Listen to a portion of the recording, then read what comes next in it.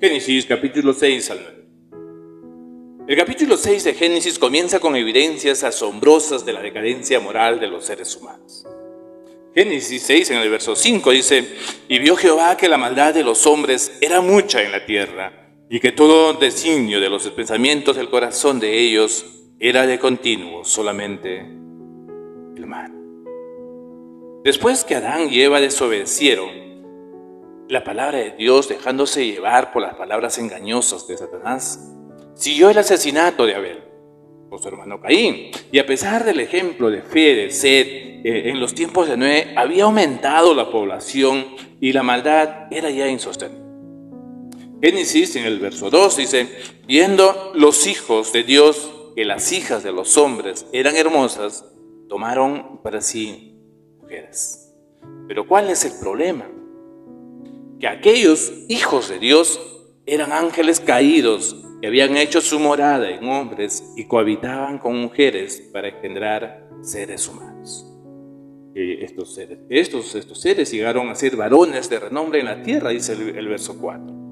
Y debido a ese pecado tan grave, esos ángeles caídos fueron encarcelados en el infierno. Eso dice 2 de Pedro en el capítulo 2, verso 4. Y en el verso 6 de Judas: y dijo Dios: no contenderá, dice, mi espíritu con el hombre para siempre. ¿No? En el verso 3. Y Dios reacciona e interviene ante esta nueva rebeldía. Primero, reconoce la maldad en el corazón y la conducta violenta del hombre y no las aprueba. Segundo, acorta la vida del hombre para poner límite a dicha maldad. Y tercero, se lamenta profundamente del camino que su creación ha tomado, tan lejos del propósito original. Aquí Dios manifiesta que no es pasivo con el pecado y demuestra su misericordia y propósito redentor al hacerse responsable por la solución del pecado en el hombre, cargándolo en su corazón. Isaías en el capítulo 53 nos va a decir en el verso 6, dice: todos nosotros nos descarriamos como ovejas, cada cual se apartó por su camino, mas Jehová cargó en él el pecado de todos nosotros. Y así Dios decide terminar esa corrupción, acabando con la vida de todos los seres corruptos y preservando la vida de Noé, el único justo en su generación. Tal era la degeneración de los hombres que la Biblia dice: y se arrepintió Jehová, dice en el verso 6. Se arrepintió Jehová, dice, de haber hecho hombre en la tierra, y le dolió en su corazón. Esta referencia a que Dios se arrepintió es un antropoformismo, o sea, es la atribución de una característica humana al Señor. Lo preciado de la creación descendió al abismo, abandonando a su Creador y despreciando el privilegio de llevar la imagen divina. Ante ello, no hubo más remedio que el juicio. Dios no vuelve a ofrecer a los hombres otra oportunidad de arrepentirse. Serían cortados de la faz de la tierra los hombres, las bestias, los reptiles y las aves. Génesis 6 en el verso 8 dice: pero Noé halló gracia ante los ojos de Jehová. Noé, este varón justo en sus generaciones, que caminó con Dios, no era muy diferente de los demás hombres. Y seguro que las burlas y el qué dirán de sus compatriotas no ejercía ninguna influencia, no le afectaba en nada a Noé. No había, eso no lo presionaba. Y según Hebreos, en el capítulo 11, en el verso 7, dice que Noé se salvó por la fe, la cual le evidenciaba en su vida diaria. Antes de comenzar la destrucción, Dios confió a Noé sus planes del juicio inminente. Le ordenó preparar el arca, dándole las dimensiones, los detalles y las formas. ¿Ah? Le anunció que el instrumento del juicio sería un diluvio y que de acuerdo al pacto que haría con él, entraría en el arca con sus hijos, su mujer y las mujeres de sus hijos. Y le instruyó a meter también en el arca 2 animales de cada especie, macho y hembra, incluyendo las aves, las bestias y los reptiles. Habría que llevar también suficiente alimento para las personas y las otras criaturas, ¿no? Y el verso 22 va a decir, y lo hizo así Noé, hizo conforme a todo lo que Dios le mandó. Una vez terminada la construcción del arca, Noé y toda su casa recibieron la orden de entrar. Y la razón que tuvo el Señor para escoger a Noé, va a decir, porque a ti he visto justo, va a decir el capítulo 7, el verso 1. Noé entró en el arca con su familia y los animales 7 días antes de comenzar a caer las aguas del diluvio. Y Dios le dijo que haría llover sobre la tierra 40 días y 40 noches. Y repite una frase muy importante. Dice, eso es, y esa frase demarca cuál era la característica de Noé. Dice, e hizo Noé conforme a todo lo que le mandó Jehová. Entonces, eso es obediencia, amados hermanos. Eso es obediencia. Aquel pregonero de justicia había estado predicando el juicio de Dios por al menos 100 años. Pero ¿quién le hacía caso? Y vivimos nuevamente en un mundo de corrupción y bajo el juicio de Dios. Los hombres necesitan conocer una nueva posibilidad para sus vidas. Y los cristianos, ¿cómo nosotros vemos este momento? ¿Cómo vemos nuestra generación? ¿Cómo es que podemos ser esa nueva posibilidad para el mundo? La única manera es viviendo conforme a la voluntad de Dios y testificando el evangelio de la salvación. Dice que Noé caminó con Dios a pesar del ambiente pecaminoso que le rodeaba. Noé fue obediente cuando se le asignó la difícil tarea de construir el arca. Ahora, Noé fue recordado por Dios y librado de la muerte.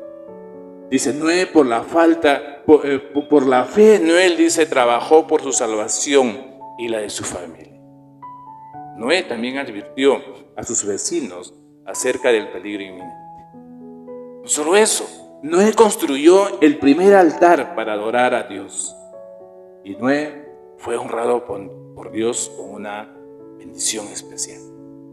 Y luego con un pacto extraordinario.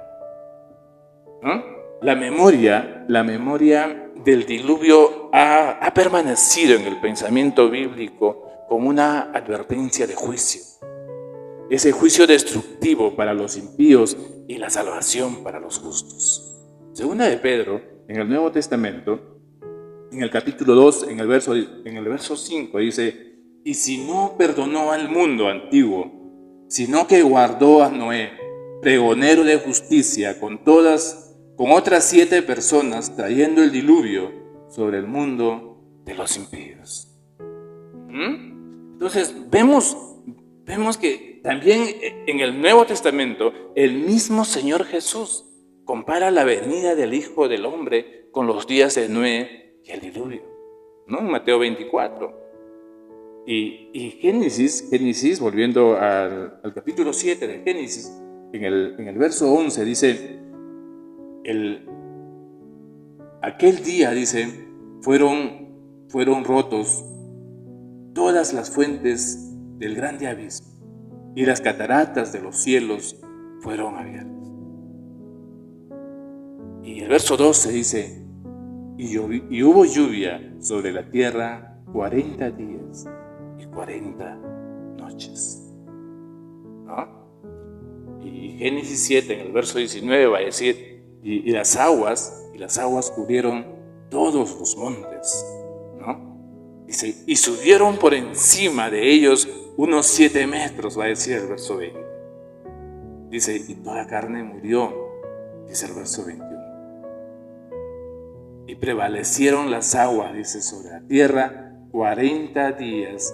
Dice, y prevalecieron las aguas sobre la tierra 150 días, dice el verso 24. La Biblia dice que Noé era varón justo, ¿no? Y cuando vamos al libro de Hechos, en el capítulo 16, en el verso 31, la palabra nos dice, cree en el Señor Jesucristo, serás salvo, tú y tu casa. Noé fue la esperanza de su padre de que la tierra recibiría alivio, pero Noé fue más que eso para Dios. Fue el objeto de su misericordia y la esperanza de una nueva humanidad, obediente al propósito divino. Y tres cualidades espirituales y morales hacen de Noé un contraste a la corrupción y violencia que predominaban en ese tiempo, la civilización, ¿no? Noé era justo, era cabal y caminaba con Dios.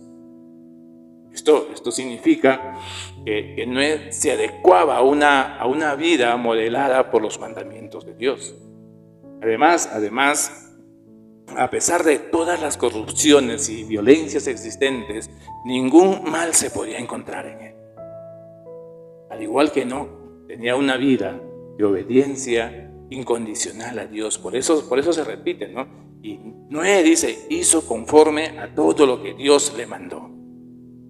Noé se convierte en el ejemplo de fe, de paciencia y fidelidad a Dios en medio de una generación corrupta. Hermanos, hay mucho que aprender a Noé. Y esa armonía con Dios lo lleva a edificar un altar a Jehová, ofreciéndole un enorme holocausto, ¿no? Dice que tomó de todo animal limpio y de toda ave limpia. Y Dios se agradó de su ofrenda. Dios se agradó de su ofrenda. Y dijo en su corazón, dice, no volveré a maldecir más a la tierra por causa del hombre. Mientras la tierra permanezca, no cesará la sementera y la siega, el frío y el calor, el verano y el invierno, el día y la noche. Y Noé y sus hijos recibieron la bendición del Señor y a la vez 3 mandatos, los mismos que había dado en Génesis 1:28, fructificad, multiplicaos y llenad la tierra, ¿no? Era tiempo de un nuevo comienzo. La tierra había quedado despoblada una vez más. Los siglos y fenómenos de la naturaleza que permiten el desarrollo de la vida son restaurados en forma continua y permanente para toda la humanidad. Y esto aseguraba la estabilidad y el sustento. Y Dios expresa inmediatamente esta fidelidad a Noé en términos de un pacto, ¿no? Primero Dios restaura al hombre a su propósito original de procreación, ocupación del medio ambiente y el ejercicio de dominio sobre los otros seres vivientes. El hombre conserva la imagen de Dios, por lo cual su vida debe de ser respetada. Segundo, tanto las plantas como los animales servirán de alimento al hombre. Entonces, la relación hombre-animal cambia radicalmente. Y la base de esta relación es el temor, ¿no? Ahora ya no existe una armonía y convivencia pacífica. Y tercero, Dios otorga a Noé y sus descendientes y todo ser vivo una señal visible y recordatoria que garantiza el cumplimiento de su pacto, de no volver a exterminar la vida en su totalidad. Esta señal es el arco iris. Al restaurarse la tierra, la lluvia sería el medio que hace posible la vegetación y el sustento continuo del hombre y los animales. Pero al mismo tiempo representa una amenaza constante que atemoriza a todo ser viviente. El arco iris es la garantía al hombre que no habrá otro diluvio, ¿no? Y la palabra arco en el diccionario hebreo significa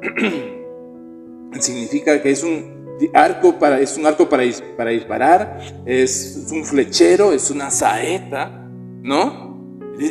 Indica que es un arco usado por un guerrero, ¿no? Y Dios indica con ese arco iris que Él cuelga su arco para no destruir más.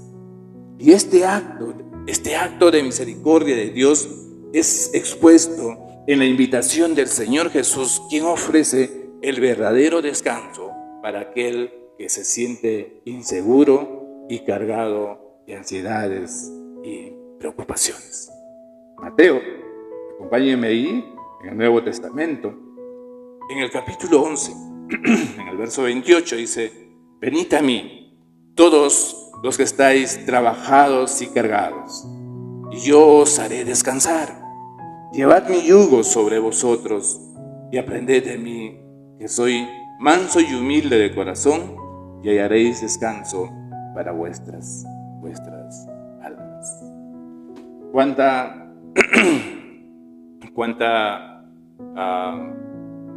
esperanza nos da la palabra del Señor. Porque, hermanos queridos, amigos, solo en Cristo hay salvación y esperanza. Solo en Cristo tenemos salvación y esperanza.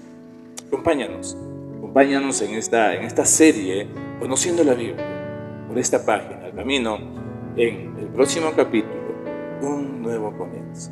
Dios nos bendiga.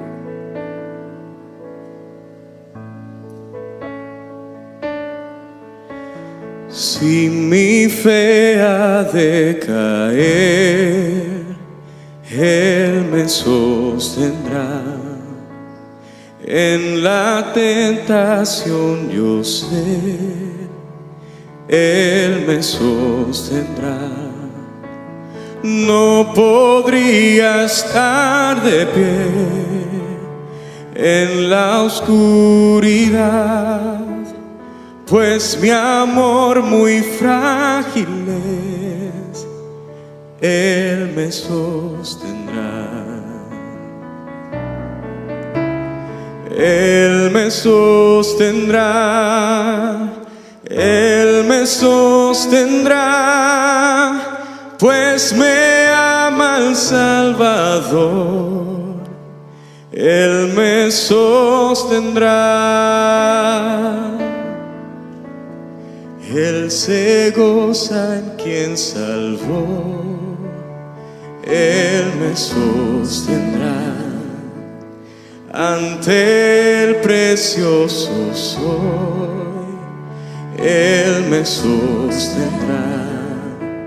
Sus promesas fieles son, mi alma guardará. Alto precio Él pagó, Él me sostendrá. Él me sostendrá, Él me sostendrá, pues me ama el Salvador, Él me sostendrá.